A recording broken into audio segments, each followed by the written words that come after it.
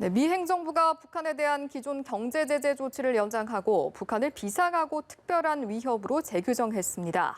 연례적인 조치이지만 최근 남북한 상황을 감안할 때 경고의 메시지를 보낸 것 아니냐는 해석도 나오는데요. 워싱턴 연결해서 자세히 알아보겠습니다. 윤석희 특파원. 네, 워싱턴입니다. 네, 미국이 북한에 대한 추가 경제 제재 조치를 취한 것은 아니지만 사실 시점상 여러 해석이 나올 수 있을 것으로 보이는데요.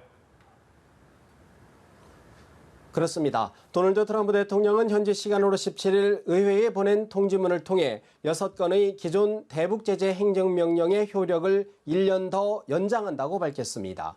관련 제재는 조지 W. 부시 행정부 시절부터 발동된 것으로 버락 오바마 대통령의 행정명령과 트럼프 대통령이 2017년에 발동한 제재도 포함됐습니다.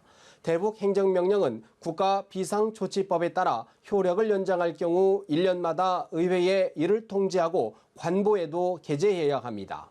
첫 행정명령이 2008년 6월에 발동되면서 자연스럽게 매년 6월이면 연장 조치가 이뤄지고 있습니다. 하지만 공교롭게 최근 북한이 개성 연락사무소를 폭파하는 등 한반도 긴장이 크게 고조된 가운데 이뤄져 관심인데요.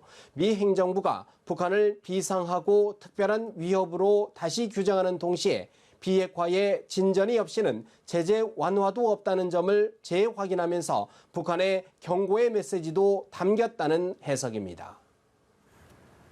네, 남북 연락사무소 폭파와 관련한 미국 언론들의 입장도 궁금한데 특히 김여정 노동당 제1부부장의 역할에 대해서 주목하고 있다고요? 그렇습니다. 김여정 노동당 제1부부장이 대북 전단 살포를 비난한 것을 시작으로 남북 연락사무소 폭파까지 일련의 사건을 주도하고 있기 때문인데요. 뉴욕타임스는 김여정이 탄탄해진 권력과 혈통을 기반으로 김정은을 대체할 잠재적인 후보로 떠올랐다고 평가했습니다. 그러면서 북한이 최근 긴장을 고조시키는 동기가 무엇이든 분명한 것은 김여정이 2인자로서 지위를 붙인 것이라고 전했습니다. 워싱턴 포스트는 김여정의 급부상은 북한 지도자의 건강이 최상의 상태가 아니라는 추측에 불을 지필 만한 것이라고 진단했습니다. 다만 김정은 위원장의 건강 이상설을 뒷받침할 만한 확실한 증거는 없다고 덧붙였습니다. 브루스 클링러 헤리티지 재단 선임연구원도 김여정의 부상과 관련해 김정은 위원장의 건강 이상과 연관이 있을 수 있다는 관측에 동의했다고 워싱턴 포스트는 전했습니다.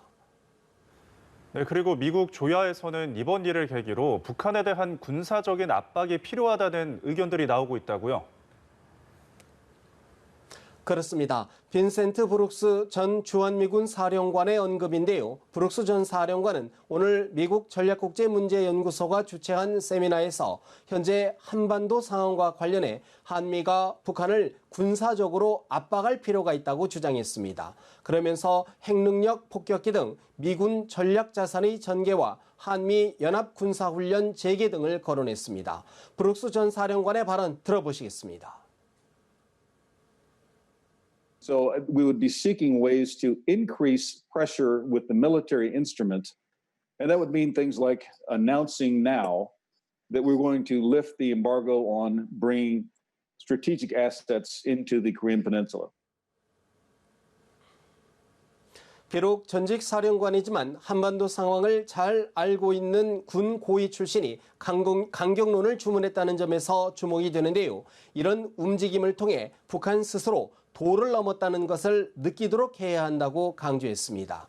아울러 북한의 최근 조치들은 한미 간 분열을 유도하려는 동기가 있다며 한미 간 긴밀한 접촉을 유지해야 한다고 주문했습니다.